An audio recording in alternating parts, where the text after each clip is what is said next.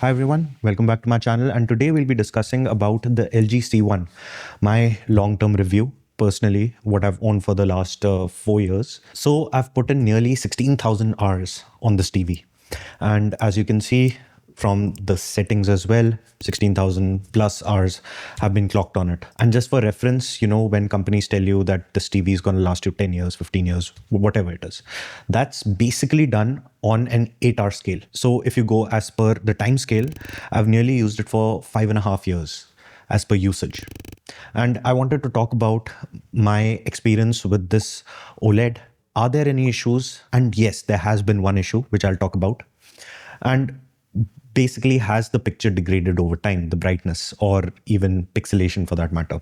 So here we go. So yes, I've used the TV for 16,000 hours. That's basically like running your TV for 2 continuous years nonstop.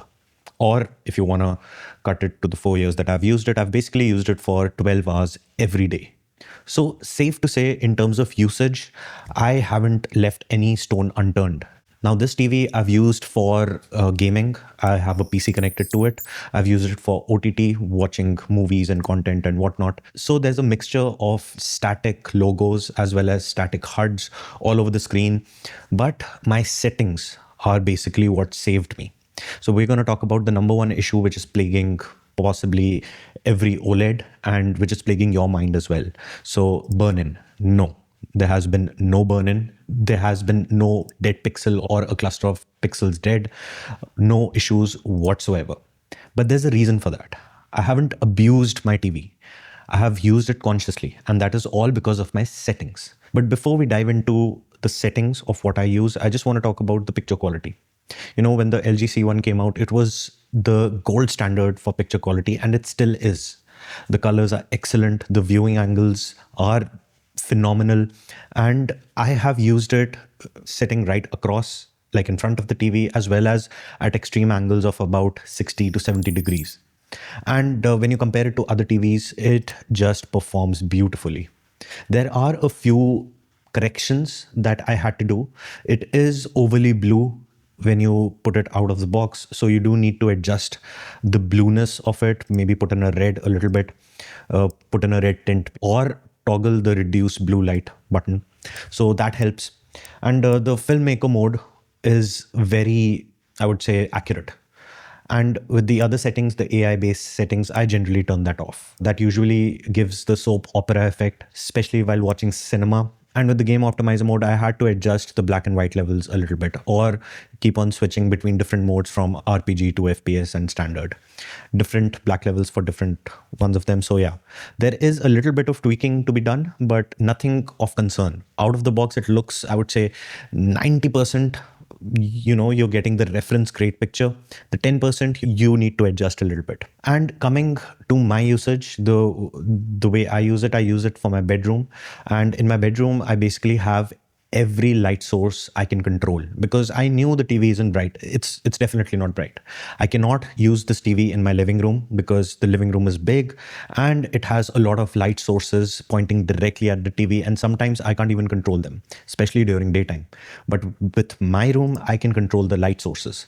I can control how much light is going onto the TV, and when I do watch it, I keep that in mind, especially at night. So based on that, I control the brightness of the TV with my settings. So coming to the settings, this is what I do. First, I switch off peak brightness. That is the first thing that you should even do for any OLED that you have. If there is a peak brightness option, turn that off, because that overpowers your OLED, stretches it beyond a point where it shouldn't do that, and that risks burn-in. So peak brightness setting, switch that off. Don't even switch it too low. Just switch that off. It's not needed. Second thing is control your gamma. Don't put it too high. Don't put it too low. Set it just right. Maybe 2.2, 2.2 and 2.0 are the two settings that I generally use for my gamma control. And now coming to the brightness. Now with the brightness, you should be aiming for 50%. 50% during the daytime and less than 20% during the nighttime. And the only way to achieve this is by controlling your light sources. 20% on a 65-inch TV is plenty bright. Honestly, if I go higher than that, I'll be straining my eyes, and I don't need that. Sometimes I'm even at 0% when I'm ready to doze off, because the screen itself is so bright. If I'm not doing anything like gaming and I'm just watching regular content, 0 to 10% is actually ideal. If I'm gaming and I need to see really dark places, then I go as high as 20, maybe 30%. But beyond that, you can obviously go, but you will be minimizing the life of your OLED. So that is the major thing that has extended the life of my panel and kept it healthy all this time. Now, during the nighttime also, I use ambient lighting, which are not directly pointed at the TV. So I need the room to be well lit, but lit enough that it doesn't cause any reflection onto the TV. So I've placed light sources like that, as shown over here. So minimizing all of these things do allow you to have less brightness on your TV. So that ways I'm saving on my panel's life. Now, my ownership is not 100% perfect. I've had an issue, as I mentioned before, and that was the power supply unit, the PSU. That failed after about 15,000 hours, and that was partially my fault. So all for the 3 years that I owned the TV, I had an online UPS connected to it, and my online UPS malfunctioned. I got lazy. I didn't really care for a replacement, and there was a lot of fluctuations in light. Light was going on and off. I live in Gurgaon, so maybe you can relate to that. So one day my TV just wouldn't switch on, and it would switch on after maybe 10, 15 tries of cycling on and off. When I did diagnose it, there was an error on the power supply side, which had to be replaced. So the power supply unit is at 8,000. The installers basically came down, took down the TV, and just swapped out the new power supply unit. It was pretty modular, I would say. So yeah, the power supply unit had to be replaced. The panel itself was not damaged.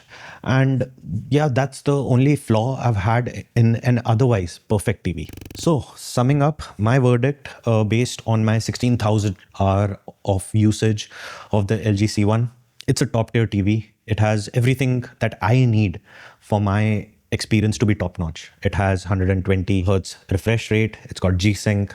It's got low latency, perfect picture. Brightness is on the lower side, but I think I managed my situation perfectly, so it's not a bother to me. And it's durable, resistant to burn-in. And that's partially because of my settings as well. So yeah, I have to be a little mindful in terms of using the TV. I do have to tweak the brightness setting possibly twice in one day, but that's not much of a trade-off. The kind of experience that I'm getting from my TV, that's doable for me. So yeah, in terms of overall experience, I'm extremely happy with it. The ceiling is 1 lakh hours on this, or 100,000 hours on this, and fingers crossed I get to it.